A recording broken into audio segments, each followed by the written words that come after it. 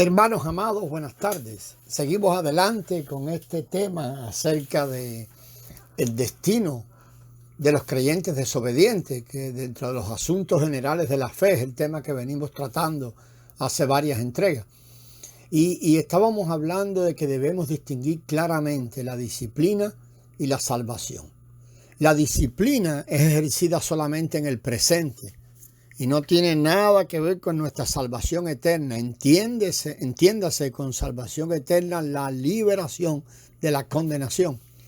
En 1 Corintios hay un buen ejemplo que nos muestra que la disciplina de un cristiano prueba que es salvo. Aunque un cristiano haya cometido un pecado muy vil, sigue siendo salvo. En 1 Corintios 5 habla acerca de un cristiano que cometió adulterio y eso con su propia madrastra. Tal acto aún ni siquiera se encontraba entre los incrédulos.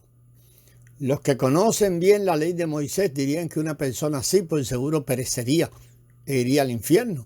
Pero sorprendentemente en 1 Corintios podemos ver claramente que en el caso de este hermano que había cometido un pecado tan grave y tan vil que ni siquiera la gente común cometía, Pablo dijo que con el poder del Señor Jesús lo entregó a Satanás para la destrucción de su carne.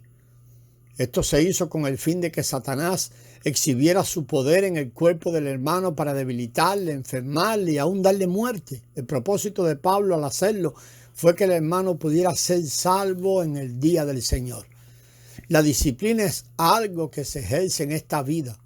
No está relacionada en lo absoluto a la salvación en la eternidad. Si dependiera de nosotros diríamos, bueno, para este hermano se acabó.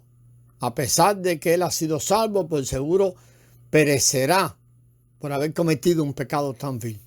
Sin embargo, el apóstol Pablo, por el Espíritu Santo, nos dice que éste no perecerá a pesar de haber cometido tal pecado. Una persona salva puede sufrir una disciplina temporal, pero no puede ser castigada con la perdición eterna. Esta es la enseñanza del Espíritu a través de ese evento por el apóstol Pablo. Un cristiano puede ser disciplinado temporalmente en esta edad, pero no perecerá eternamente. Puede ser que necesitemos disciplina, pero aún seremos salvos en la eternidad. Muchas veces en el Nuevo Testamento Pablo hizo una distinción clara entre estas dos cosas. La destrucción que se menciona aquí y el sueño mencionado también en 1 Corintios 11 están relacionados con el cuerpo solamente, no se refiere al espíritu. Los asuntos del espíritu y de la salvación eterna ya fueron decididos cuando creímos en el Señor. Algunas personas también tienen problemas con 1 Juan 5:16, donde dice que no debemos pedir por ninguno que haya cometido o que ha cometido un pecado de muerte. Ellos tienen este problema porque a veces se le dificulta allí entender allí lo que la Escritura nos dice. Creen que un pecado de muerte, como el que se menciona allí, se refiere a la perdición. Pero en realidad no existe eso. En 1 Juan 5:16 se habla de ciertas personas que pecaron a tal punto que Dios permitió que murieran y su carne fuese removida de este mundo. Es la muerte mencionada en 1 Corintios 11, la destrucción de este hermano en 1 Corintios 5 y otro ejemplo es la muerte de Ananías y Zafira. Son muertes de la carne y no tienen nada que ver con la muerte del espíritu. La disciplina está totalmente relacionada con el cuerpo. Por lo tanto, muchos pasajes de la Biblia que parecen decir que los creyentes pueden perecer, en realidad hablan de disciplina. Ahora queremos ver otra diferencia, es decir, la diferencia entre la recompensa y la dádiva. En otras palabras, la diferencia entre el reino y la vida eterna. Hay muchos cristianos en la iglesia que hoy no pueden diferenciar entre el reino de los cielos y la vida eterna. Creen que el reino de los cielos es la vida eterna y que la vida eterna es simplemente el reino de los cielos. Ellos han confundido ese asunto ahí en la palabra de Dios, tomando el requisito para recibir el reino como el requisito para la preservación de la vida eterna. Toman la pérdida del reino como la pérdida de la vida eterna. Sin embargo, la distinción entre estos dos asuntos está presentada claramente en la Escritura. Uno puede perder el reino de los cielos, pero no la vida eterna. Uno puede perder la recompensa, pero nunca la dádiva. Entonces aclaramos qué es la recompensa y cuál es la dádiva. Nosotros fuimos salvos debido a la dádiva. Dios nos dio esta vida gratuitamente por su gracia. Por lo tanto, fuimos salvos. Pero la recompensa tiene que ver con la relación entre nosotros y el Espíritu Santo después que fuimos salvos. Es nuestra obra colaboradora o nuestra obra de obediencia a lo que el Espíritu Santo indica. Cuando fuimos salvos, fuimos relacionados con Cristo. Esta relación nos permite obtener la dádiva que nosotros absolutamente no merecemos recibir. Asimismo, después de haber sido salvos, ahora tenemos una relación con el Espíritu Santo. Esta relación nos permite obtener la recompensa que de otra manera jamás obtendríamos por nosotros mismos. Si alguien cree en el Señor Jesús como Salvador, aceptándolo como vida, este es salvo delante de Dios. Después que él es salvo, Dios inmediatamente lo pone en un camino para que corra en la carrera y obtenga la recompensa puesta delante de él. Un cristiano es salvo debido al Señor Jesús. Después de ser salvo, tiene que manifestar por el Espíritu la victoria de Cristo día tras día. Si uno hace esto, al final de la carrera obtendrá la gloria y la recompensa celestial de parte de Dios. Por consiguiente, la salvación es el primer paso en este camino y el premio es el último paso. Solo los salvos están calificados para ganar el premio. Los que no son salvos no lo están. Dios nos ha dado dos cosas en vez de una. Dios pone la dádiva delante de la gente mundana, o sea, cuando uno es un impío, y pone la recompensa delante de los cristianos. Cuando uno cree en Cristo, recibe la dádiva. Cuando uno sigue a Cristo, recibe la recompensa. La dádiva se obtiene por fe y es para la gente del mundo, para los no salvos, los impíos.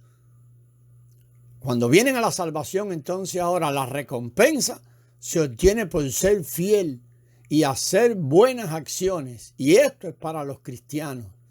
De nuevo, ponga entre comillas las buenas acciones. No hablamos de que un cristiano, una vez ahora que es salvo, comienza a hacer cosas a lo loco. No, son las buenas acciones iniciadas por el Espíritu Santo. Hay un gran error en el pueblo de Dios hoy en día. El hombre piensa que la salvación es lo único y que no hay nada más aparte de la salvación. Él considera que el reino de los cielos y la vida eterna son la misma cosa. Considera que puesto que uno es salvo, cuando cree, ya no necesita preocuparse por las obras. Pero la Biblia hace una distinción entre la parte de Dios y la parte del hombre. Una parte es la salvación que Dios nos da y la otra parte es la gloria del reino milenario. Ser salvo no tiene nada que ver con nuestras obras. Una vez que alguien cree en el Señor Jesús, es salvo. Pero después de su salvación, Dios inmediatamente lo pone o le pone la segunda cosa por delante, diciéndole que además de la salvación hay una recompensa, una gloria venidera, una corona y un trono para él. Dios pone su trono, corona, gloria y recompensa delante de los creyentes. Si uno es fiel, los obtendrá. Si no es fiel, los perderá. Por lo tanto, no decimos que las buenas obras son inútiles. Sin embargo, decimos que las buenas obras son inútiles en lo que a la salvación concierne, en lo que a la liberación de la condenación concierne. El hombre no puede ser salvo por sus buenas obras, ni tampoco puede ser excluido de la salvación por sus obras malignas.